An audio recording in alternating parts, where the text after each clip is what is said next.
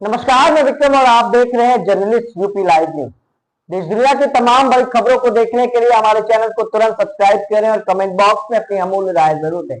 आइए आपको दिखाते हैं इस वक्त की सबसे बड़ी खबर। हरियाणा के फरीदाबाद एनआईटी विधानसभा क्षेत्र में आयोजित विशाल जनसभा में उत्तर प्रदेश के मुख्यमंत्री योगी आदित्यनाथ का संबोधन। स्थान फरीदाबाद एनआईटी हरियाणा। विशाल जनसभा विधानसभा क्षेत्र फरीदाबाद में जमकर दहाड़े उत्तर प्रदेश के मुख्यमंत्री योगी आदित्यनाथ साधा विपक्ष पर जमकर निशाना।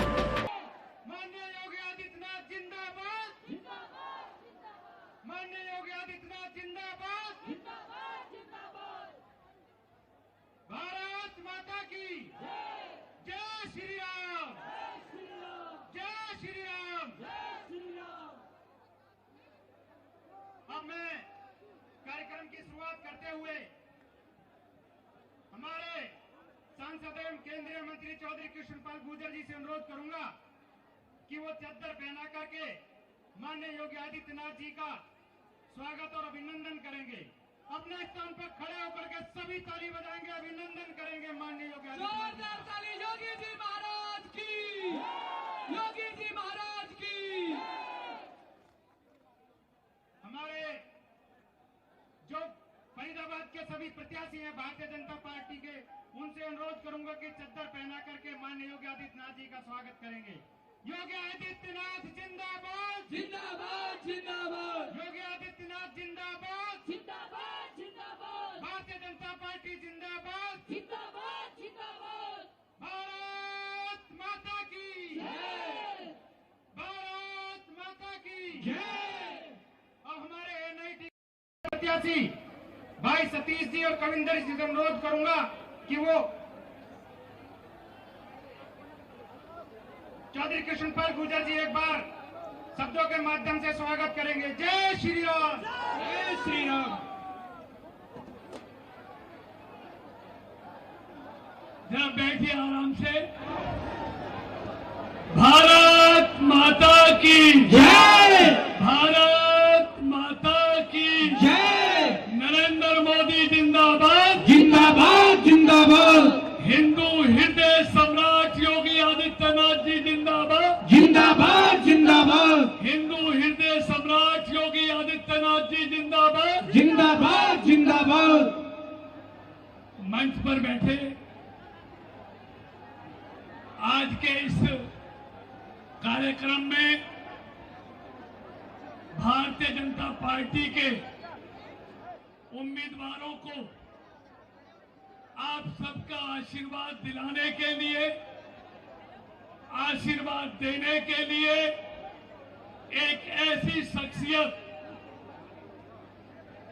अपराधी और गुंडा जिनके नाम से थरथराता है और विकास जिनके नाम से आगे आगे दौड़ता है, ऐसे परम आदरणीय योगी आदित्यनाथ जी मंच पर बैठे हुए हमारी पार्टी के एनआईटी से प्रत्याशी भाई सतीश फागना जी, बल्लभगढ़ से प्रत्याशी हरियाणा सरकार के वरिष्ठ मंत्री भाई मूलचंद शर्मा जी, पिथला से भारतीय जनता पार्टी के प्रत्याशी पूर्व विधायक टेकचंद शर्मा जी, बड़कल से भारतीय जनता पार्टी के प्रत्याशी भाई धनेश अदलखा जी, जिला के अध्यक्ष भाई राजकुमार बोहरा जी, हमारे ही राजस्थान से पूर्व विधायक वरिष्ठ नेता भाई अतर सिंह भड़ाना जी,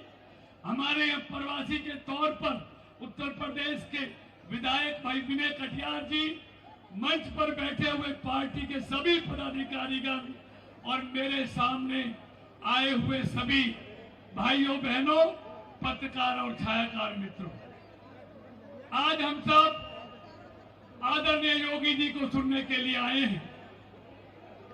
मैं अपने फरीदाबाद लोकसभा क्षेत्र के इस धरती पर आगमन कर उनका अपनी तरफ से और फरीदाबाद लोगों के मतदाताओं की तरफ से और पार्टी के कार्यकर्ताओं की तरफ से उनका हार्दिक अभिनंदन और स्वागत करता हूं।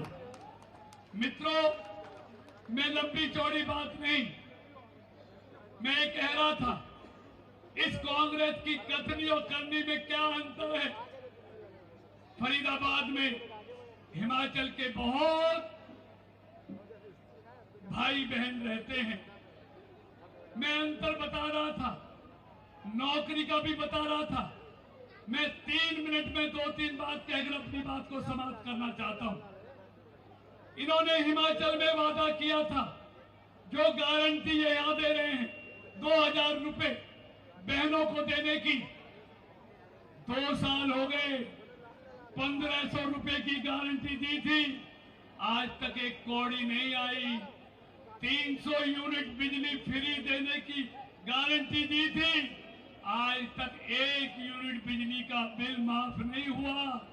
और दूसरी तरफ बीजेपी की सरकार है मध्य प्रदेश में, जो चौथी बार आई है, वहां पर शिवराज जी ने 2000 रुपए लाडली बहनों के लिए घोषणा की थी। पता कर लेना, हर महीने बैंक के खाते में बहन के में 2000 रुपए पहले आते थे और अब तो 3000 की संकल्प लिया था, आज 3000 रुपए आते हैं। दूसरी बात मैं कहना चाहता हूं, एक विपक्ष का नेता राहुल गांधी हिंदुस्तान में कुछ कहता है, अमेरिका में जाके कुछ कहता है, यहां आरक्षण कहता है बीजेपी समाप्त करेगी, और वहां कहता है कांग्रेस को मौका मिला तो हम आरक्षण समाप्त करेंगे। दूसरी बात यूं, देश की बदनामी करता है, वहां जाके कहता है कि हिंदुस्तान में सिख भाइयों को कड़ा पहनने के लिए, पगड़ी पहनने के लिए, गुरुद्वारा जाने के लिए इजाजत लेनी पड़ती है, बल्कि दूसरे धर्मों के बारे में भी यही कहता है। मेरा कहने का मतलब है, जो कनाडा में बैठकर खालिस्तान समर्थक जो हिंदुस्तान के बारे में बदनामी करते हैं, वही भाषा राहुल गांधी अमेरिका में जाके बोलता है। अरे राहुल जी, तुमको मोदी से परेशानी होगी, याद रखना, तुम मोदी को हटाने की जिद के चलते तुमने कांग्रेस को मिटाने का फैसला कर लिया है। मित्रों, जो देश के बारे में इस तरह की बदनामी कर रहा है, एक ये विपक्ष का नेता है। एक बात कह के समाप्त करता हूं, एक विपक्ष का नेता 1994 में जब नरसिंह राव की कांग्रेस की सरकार थी, अटल बिहारी वाजपेयी थे, उस समय 27 फरवरी 1994 को जेनेवा में संयुक्त राष्ट्र सुरक्षा परिषद की बैठक में ये पाकिस्तान कश्मीर में मानव अधिकारों के हनन का प्रस्ताव लेके आया था। नरसिंह राव जी ने अटल जी को बुलाया, अटल जी, भारत की इज्जत को बचाना है, जनेवा जाना है, भारत का पक्ष रखना है।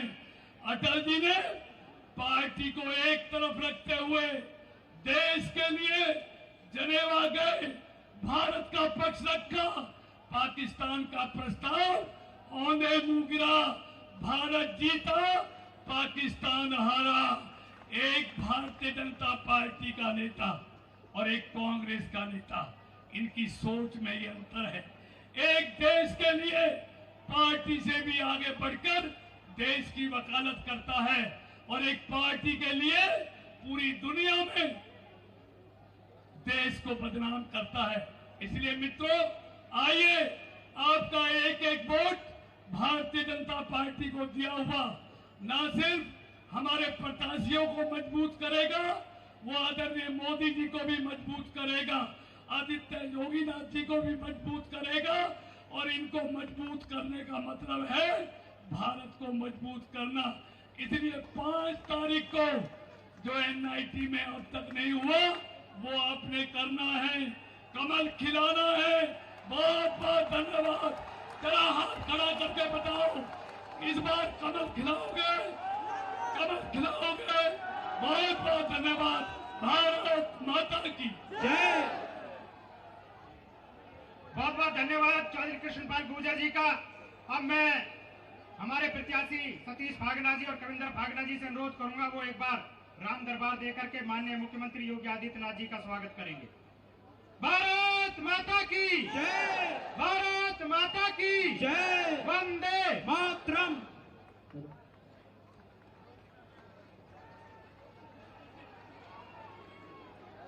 अब मैं सतीश जी से अनुरोध करूंगा कि वो आए और अपने शब्दों से माननीय मुख्यमंत्री जी का स्वागत करें। भारत माता की जय। भारत माता की जय। वंदे मातरम। वंदे मातरम। भारतीय जनता पार्टी जिंदाबाद। भारतीय जनता पार्टी जिंदाबाद। हिंदू हिंदू हृदय सम्राट आदरणीय आदित्यनाथ योगी जी जिंदाबाद। जिंदाबाद। आज आपके बीच में आपके प्रिय हिंदुस्तान के सबसे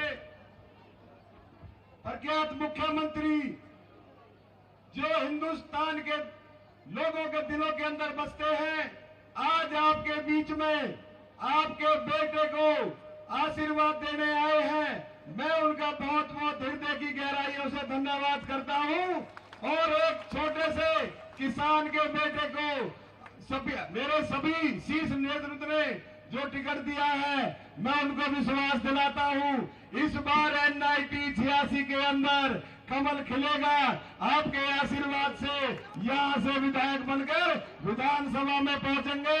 और आपको मैं वादा करता हूं, आपकी जो उम्मीदें हैं, आपने जो हमारे विधायक पर हमारे ऊपर जो उम्मीदें लगा रखी है, आपकी सारी जो जितनी भी काम है सारे पूरे किए जाएंगे। क्योंकि अब ज्यादा समय नहीं है। मैं तो सिर्फ आप लोगों का धन्यवाद करता हूं। आप इतनी हजारों की संख्या में हमारे मुख्यमंत्री श्री आदित्यनाथ योगी जी को सुनने आए हैं। अब आगे उनके विचार सुनेंगे। मैं भी धन्यवाद करता हूं। जय हिंद, जय भारत। बहुत बहुत धन्यवाद सतीश जी। अब मैं अनुरोध करता हूं हमारे जिले के अध्यक्ष राजकुमार वोरा जी से केवल एक मिनट में अपना संबोधन देंगे। आप सबको राम राम। आज हमारी फरीदाबाद की इस पावन धरती के ऊपर बाबा गोरखनाथ जी की नगरी से आए हुए प्रभु राम का भव्य मंदिर निर्माण कराने में जो सहयोग करने वाले हमारे प्रमुख उत्तर प्रदेश के मुख्यमंत्री योगी महंत अवैधनाथ जी का हम फरीदाबाद की धरती पर पहुंचे पर बहुत बहुत स्वागत करते हैं। योगी आदित्यनाथ जी का बहुत बहुत स्वागत करते हैं, अभिनंदन करते हैं, वंदन करते हैं। हमारी इस विधानसभा के प्रत्याशी सतीश जी, हमारे पृथला के प्रत्याशी भाई टेकचंद शर्मा जी, हमारे बड़कल के प्रत्याशी दिनेश अदलक्का जी, हमारे बल्लभगढ़ के प्रत्याशी पंडित मूलचंद शर्मा जी को 5 तारीख को कमल का बटन दबाकर हम सब लोगों ने विधायक बनाकर चंडीगढ़ सरकार बनाने के लिए भेजना है। हम सब लोग ये करेंगे। भारत माता की बहुत बहुत धन्यवाद। जय हिंद, जय भारत। बहुत बहुत धन्यवाद। अब हिंद के प्रहरी और उत्तर प्रदेश में सुशासन लाने वाले आप सबके दिलों की धड़कन माननीय योगी आदित्यनाथ महाराज जी से मैं अनुरोध करता हूं कि वो अपना संबोधन दे। आप सब अपने स्थान पर खड़े होकर के जोरदार नारा लगाए। योगी आदित्यनाथ जिंदाबाद, जिंदाबाद, जिंदाबाद। योगी आदित्यनाथ जिंदाबाद, जिंदाबाद, जिंदाबाद। योगी जी को जय श्री राम, जय श्री राम, जय श्री राम। योगी जी को जय श्री राम, जय श्री राम, जय श्री राम। भारत माता की जय। भारत माता की जय। भारत माता की जय। वंदे मातरम, वंदे मातरम, वंदे मातरम।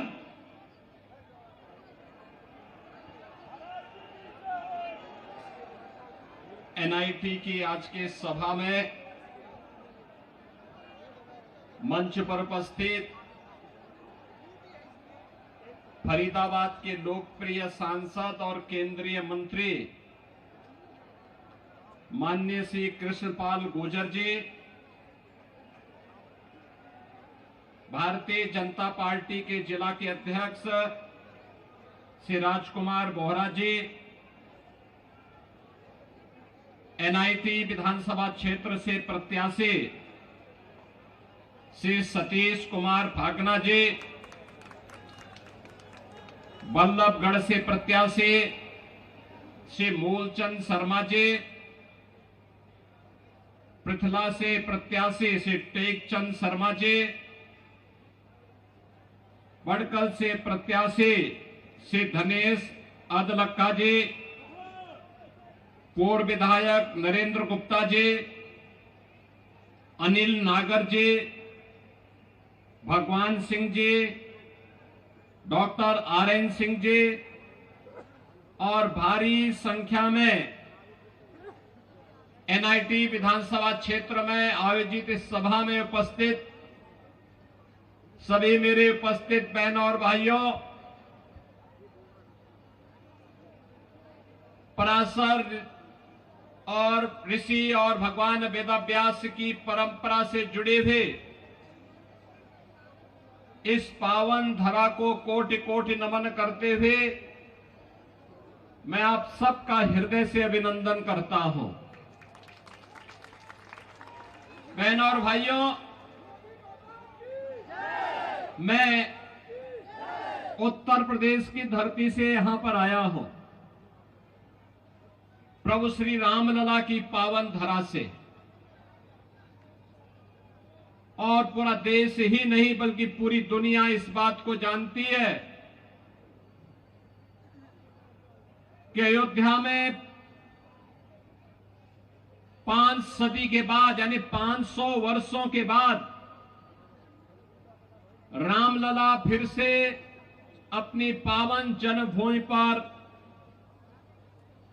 देव विग्रह के रूप में विराजमान हुए हैं। 22 जनवरी 2024 को प्रधानमंत्री मोदी जी ने अपने कर कमलों से 5 सदी का इंतजार समाप्त किया और अयोध्या में रामलला फिर से विराजमान हुए। ऐसा नहीं कि प्रयास पहले न किया गया हो।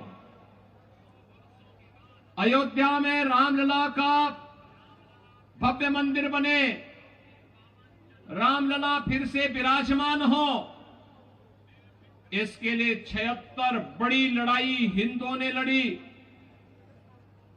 लाखों हिंदू बलिदान हुआ। इन बलिदानियों में क्या संत रहे हो, क्या निहंग रहे हो, क्या बैरागी रहे हो, क्या सन्यासी रहे हो,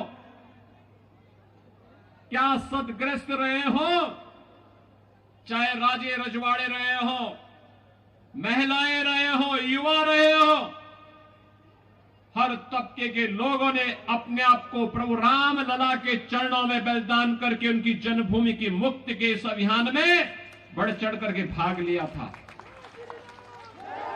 बहनों और भाइयों, होना यह चाहिए था कि देश जब गुलाम था, विदेशी आक्रांताओं ने जब हमारी आजादी को कैद करके रख दिया था, तब तो माना जा सकता था कि मुगलों का शासन था, अंग्रेजों का शासन था, हिंदुओं के साथ न्याय नहीं हो सकता। लेकिन 1947 में देश की आजादी के बाद अयोध्या में राम मंदिर का निर्माण तत्काल होना चाहिए था, विवाद भी नहीं था। कांग्रेस की सरकार चाहती तो निर्णय लेती, अयोध्या में रामलला का भव्य मंदिर का निर्माण करती, लेकिन विवाद नहीं था। लेकिन कांग्रेस ने विवाद खड़ा करवा करके बैरियर खड़ा करवाए गए, नहीं होने दिया, राम मंदिर के विवाद का समाधान नहीं होने दिया गया। और याद करिए, कांग्रेस जिस समस्या का समाधान 65 वर्षों में नहीं कर पाई, 2014 में मोदी जी प्रधानमंत्री बने, 2017 में उत्तर प्रदेश में मोदी जी के आशीर्वाद और उनके आह्वान पर भारतीय जनता पार्टी की सरकार बनी 17 में, और 19 में अयोध्या में राम मंदिर का विवाद सदैव के लिए समाप्त हो गया। मैं इसीलिए कहता हूं, कांग्रेस ये समस्या का नाम है। देश की जितनी भी समस्या हैं, ये सब कांग्रेस ने दी है। देश के विभाजन की त्रासदी हो, देश के बंटवारे की त्रासदी हो, देश को जाति के नाम पर, क्षेत्र के नाम पर, भाषा के नाम पर कमजोर करने की ये कुत्सित चेष्टा रही हो, देश को आतंकवाद, नक्सलवाद और उग्रवाद और अराजकता की भट्टी में धकेलने का कार्य रहा हो, देश में भ्रष्टाचार, परिवारवाद और भाई भतीजेवाद की दुष्प्रवृत्ति को फैलाने का रहा हो, ये सभी कांग्रेस की देन है। कांग्रेस देश की समस्या का नाम है और दूसरी ओर भारतीय जनता पार्टी समाधान है, समाधान। बहनों और भाइयों, मैं कल और परसों 2 दिन जम्मू कश्मीर विधानसभा चुनाव के लिए गया था। जम्मू में बारिश पड़ रही थी, मैं एयरपोर्ट के अंदर गया तो मैं तो अचानक ही अंदर गया था। मुझे तो वहां लैंड करके तत्काल वहां से हेलीकॉप्टर से प्रचार के लिए निकलना था, लेकिन मौसम खराब था, इसलिए मैं अंदर चला गया। मैं अंदर जैसे ही गया तब तक एक सज्जन बोल रहे थे कि राम राम। उन्होंने वहां से आवाज आ रही थी कि साहब राम राम। तो मैं, चूंकि मेरा कोई परिचय भी नहीं था वहां पे, ना मैं किसी को जानता था, तो मैं उधर देखा नहीं, मैंने उधर देखा नहीं। थोड़ी देर के बाद फिर आवाज आई कि योगी साहब राम राम। मैंने देखा तो वह एक मौलवी था। मैंने कहा मौलवी के मुंह से राम राम, तो मुझे लग गया, बहनों और भाइयों, मुझे लग गया ये 370 धारा 370 समाप्त होने का प्रभाव है। जो लोग भारत को कोसते थे, भारत की संप्रभुता को चुनौती देते थे, आज उनके मुंह से राम राम शब्द निकल रहा है। और याद रखना, भारत मजबूत होगा, भाजपा मजबूत होगी, एक दिन हरे रामा हरे कृष्णा गाते हुए भारत की सड़कों पर दिखाई देंगे।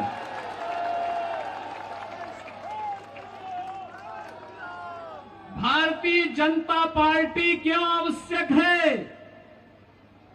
इसलिए ही आवश्यक है। उत्तर प्रदेश तो आपकी बॉर्डर है, लगा हुआ है। आपने उत्तर प्रदेश में किसी दंगे का नाम सुना है क्या 7.5 वर्ष में? और आज से 7.5 वर्ष पहले हर दूसरे तीसरे दिन वहां एक दंगा होता था। हर दूसरे तीसरे दिन दंगा होता था। मुजफ्फरनगर का दंगा हो, बरेली के दंगे हो, चाहे अलीगढ़ के दंगे, चाहे वहां मथुरा का जवाहर बाग की कांड की घटना हो, ये लगातार हर दूसरे तीसरे दिन घटना घटित होती थी। पिछले 7.5 वर्ष में कोई दंगा सुना क्या?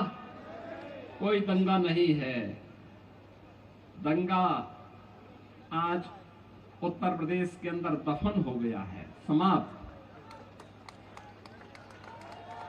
दंगाई ये तो जेल में है या जहन्नुम की यात्रा में जा चुके हैं। बहनों और भाइयों, भारतीय जनता पार्टी का मतलब सुरक्षा की गारंटी। भारतीय जनता पार्टी का मतलब मोदी जी के नेतृत्व में रोजगार और सुशासन की गारंटी। भारतीय जनता पार्टी का मतलब मोदी जी के नेतृत्व में विकास की गारंटी। भारतीय जनता पार्टी का मतलब बिना भेदभाव के हर गरीब को, हर किसान को, हर नौजवान को, हर माता बहन को शासन की योजनाओं से लाभान्वित करना। भारतीय जनता पार्टी का मतलब एक भारत श्रेष्ठ भारत का निर्माण करके भारत की आस्था को सम्मानित करना। बहनों और भाइयों, मैं पूछना चाहता हूं, क्या अयोध्या में राम मंदिर का निर्माण ये कांग्रेस कर पाती? क्या ये लोग कर पाते? और मैं कहता हूं, जो उत्तर प्रदेश का नौजवान होगा, उत्तर प्रदेश का व्यक्ति जो यहां सर्विस कर रहा होगा, काम कर रहा होगा, आज जब वो उत्तर प्रदेश का नाम बोलता होगा तो लोग सम्मान के साथ उसे देखते हैं, सम्मान के साथ देखते हैं। बहनों और भाइयों, कांग्रेस देश में आतंकवाद की समस्या देती है। क्या कांग्रेस के रहते कश्मीर में धारा 370 हट सकती थी? क्या देश के अंदर आतंकवाद की जड़ें धारा 370 थी, मोदी जी ने समाप्त कर दी।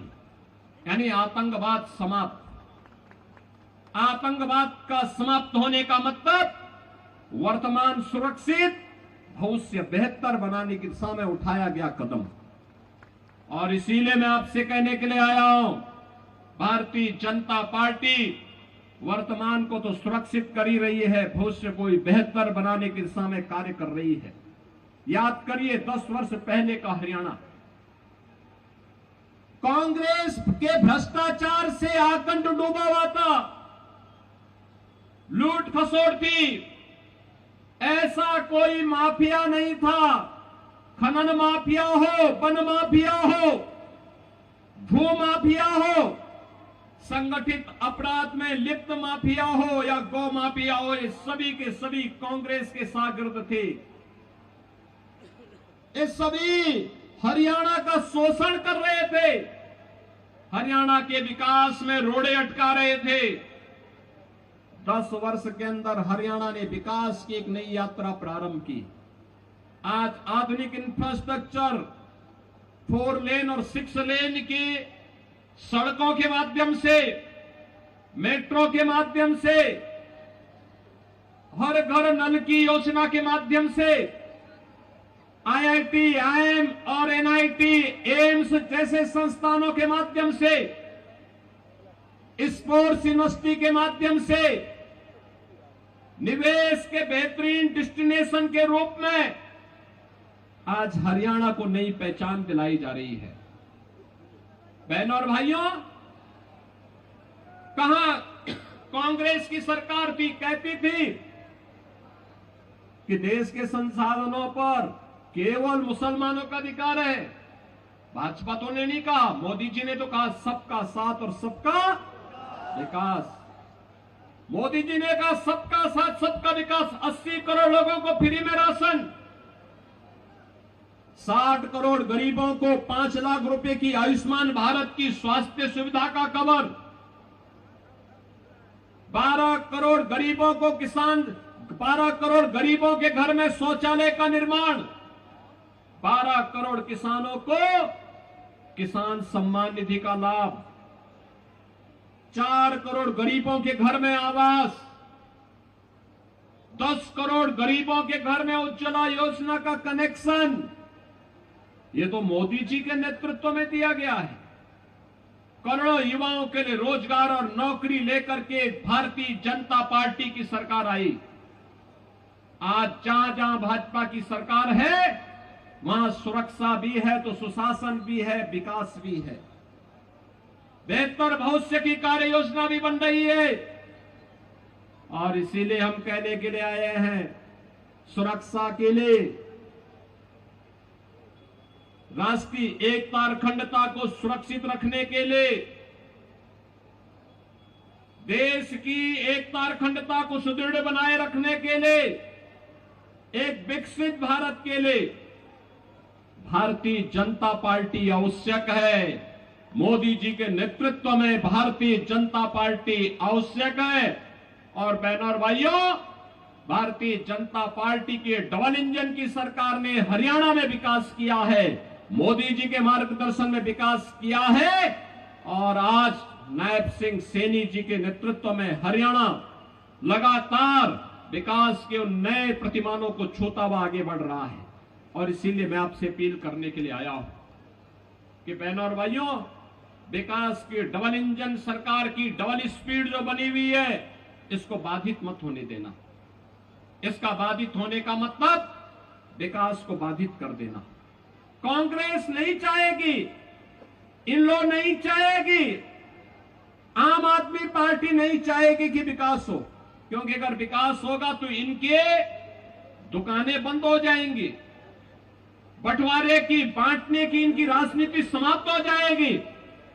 और इसीलिए भारतीय जनता पार्टी इस चुनाव में आपके पास आई है आपसे कहने के लिए। भारतीय जनता पार्टी ने श्री सतीश फांगना को एनआईटी विधानसभा क्षेत्र से अपना प्रत्याशी बना करके उतारा है। बहनों और भाइयों, भारतीय जनता पार्टी के श्री धनेश बदलखा ये बड़कल से अपने प्रत्याशी बनकर के आपके बीच में, मूलचंद शर्मा बल्लभगढ़ से और श्री टेकचंद शर्मा जी पृथला से भारतीय जनता पार्टी के प्रत्याशी आपके बीच में हैं। मेरी आप सबसे अपील है, सुरक्षा और सम्मान के लिए, विकास और विरासत की यात्रा को बेहतर बनाने के लिए, भारत की आस्था को एक भारत श्रेष्ठ भारत के रूप में अग्रसर करने के लिए और विकसित भारत की संकल्पना को आगे बढ़ाने के लिए जातिवाद, परिवारवाद, भ्रष्टाचार की राजनीति से ऊपर उठ करके हम भारतीय जनता पार्टी के इन प्रत्याशियों को विजयी बनाएं। आप सबका आशीर्वाद मिलेगा, इन्हें प्राप्त होगा। 5 अक्टूबर को जब हरियाणा में चुनाव होगा तो उस समय हरियाणवी अंदाज में भारतीय जनता पार्टी के प्रत्याशी विजयी बनकर के जाएंगे, बनाएंगे। धाकड़ हरियाणा बनाने के लिए धाकड़ प्रत्याशियों को विजयी बनाओ, बनाएंगे। आपका आशीर्वाद मिलेगा तो मेरे साथ बोलेंगे, भारत माता की जय, भारत माता की जय, भारत माता की जय, जय श्री राम, जय श्री राम, जय जय श्री राम, जय जय श्री राम, जय जय श्री राम, जय जय श्री राम।